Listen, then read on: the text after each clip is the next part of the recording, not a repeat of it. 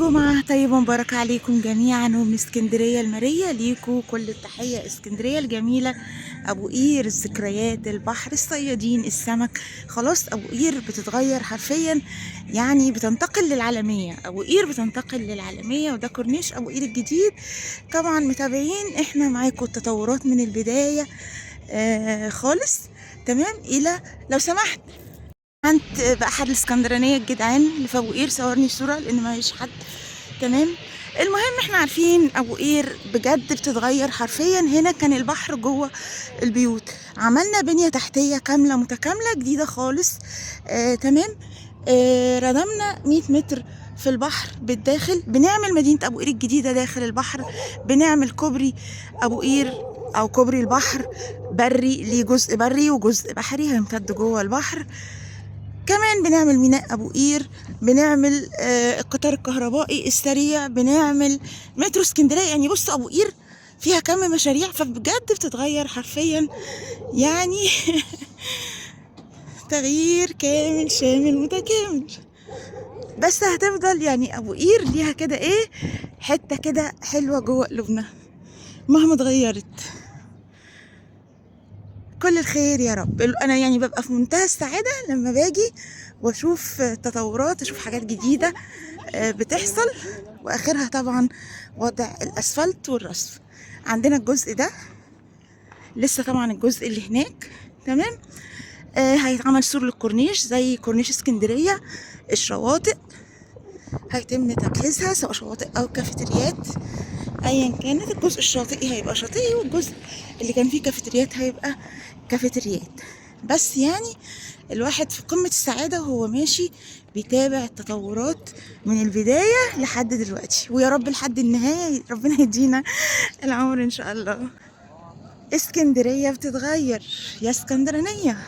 طبعا احنا يعني لو كنا مش شايفين اعمال قدامنا، لكن العمل على قدم وساق جوه البحر.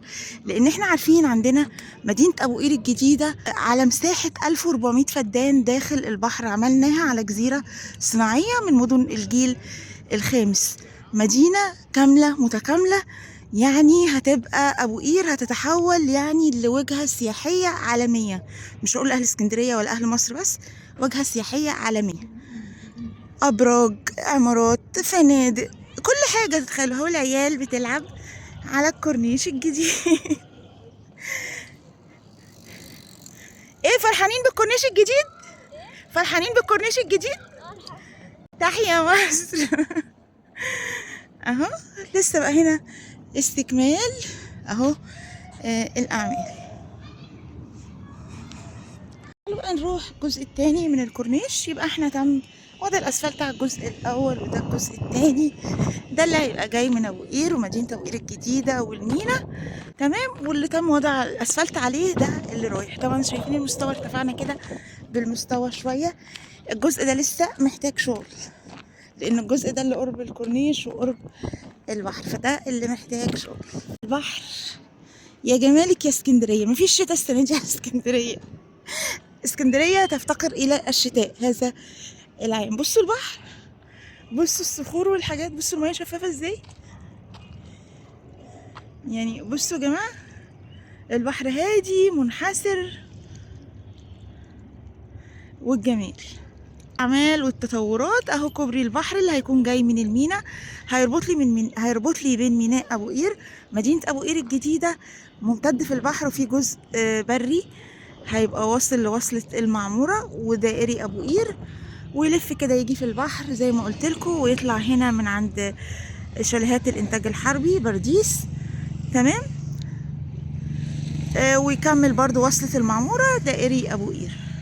اما عن العشش بقى، يعني انتوا تعلقتولي العشش والمنظر مش لطيف والحاجات دي كلها، ده وضع يعني مش دائم، يعني ده وضع مؤقت.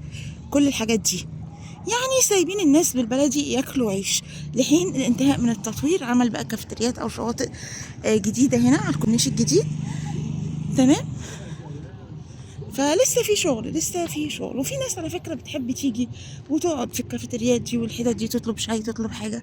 البحر وجمال. وعندي شاطئ ابو قير الشرقي شغال، عندي الشاطئ هناك شغال. الكافيتريات دي اهي، حابب تقعد زي ما انت عايز. تسلم يا رب. شكرا. ها هي ابو قير، بحر ابو قير. كلمونا عن ذكرياتكم في ابو قير. الله الله. الواحد عايز يضرب غطس. البحر محتاج حرفيا نزول. بصوا الجمال، جميل جميل الممشى وجماله. كوبري اهو وجماله. اسكندرية جميلة بتتغير، عشان كده بحب أوثق أصور عشان أحفظ الأماكن، التغيير اللي بيحصل، التطورات اللي بتتم قبل وبعد. كل الخير يا رب لبلدنا. فقيمة كل شيء في أبو قير هتزيد بعد التطوير وبعد الجمال اللي احنا شفناه أو شايفينه. قيمة كل شيء هتزيد. محلات سواء إيجار أو تمليك، شقق سواء إيجار أو تمليك، قيمتها هتزيد بعد عمل الكورنيش الجديد. لأن احنا عملنا كورنيش تاني في اسكندرية، كورنيش يعادل كورنيش اسكندرية. يبقى عندنا كورنيشين، كورنيش اسكندرية تمام وكورنيش أبو قير الجديد. ناقص بقى ايه؟ كورنيش العجمي، ده لسه مش متأكدين منه. استكمال اهو أعمال الرصف ممتدة لحد قدام. هنمشي نشوف وصل لحد فين. وخلي الزمن يسجل أولى خطواتي على مش أولى خطواتي لأ، بعد الأسفلت. أولى خطواتي على كورنيش أبو قير الجديد بعد وضع الأسفلت للتوثيق والذكر. واحد سكان ابو قير الاستاذ صباح الخير. ايه رايك بقى في التطوير اللي بيحصل، التغيرات اللي بتحصل في ابو قير؟ والله هقول لحضرتك على حاجه، هي كويسه وجميله جدا، بس في المشكله ان انت لغيت حته الشواطئ. حته الشواطئ دي كان زمان احنا كنا بندخلها عادي. دلوقتي عشان تجيب اسرتك بتقعد في كافيتيريا تدفع كام؟ دي حتى اللي هو كان مقدرته دلوقتي مش مقدرته. دي برضو من المساوئ ان حته التغير. التغير حلو، احنا مش معترضين عليه، انما حته ان دلوقتي مستوى المعيشه ما بقاش يعني يساعد حتى الاسر هي المنطقه نفسهم. يعني كانوا بيطلعوا على البحر عادي، ياخد شمسيته ياخد كرسي يقعد. من سكان المنظره اصلا، من سكان المنظره كنا بناخد الشمسيه وكنا بنطلع نقعد على البحر قاعده نضيف قاعده كويسه. دلوقتي يعني واحد مثلا اسره مكونه من زوج وزوجته وطفلين او 3 اطفال، هيدفع كام؟ يعني ده العيب الوحيد. طب المميزات ايه بقى؟ يعني الحمد لله ربنا يسهل، يعني نشوفوها. يعني هي لسه برضو ما ظهرتش قوي، انما احنا بنشوفوا تطور كل يوم والتاني.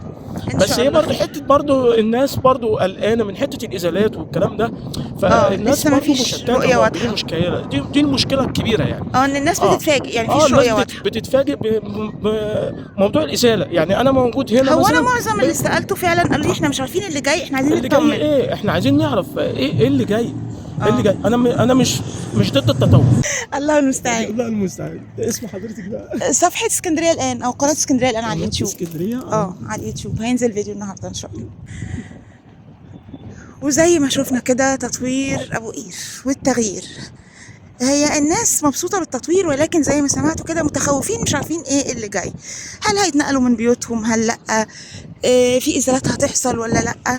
برضو اللي زعلهم حتة البحر، ان هم كانوا بينزلوا من بيوتهم على البحر مباشرة، ولكن احنا نبص للجنب. تم حماية يعني البيوت دي من خطر المياه الجوفية بتاعة البحر اللي كانت هتتسرب، وعاجلا أو آجلا كانت البيوت دي هتقع مستقبلا. ربنا يسلم ويحفظ الجميع يا رب.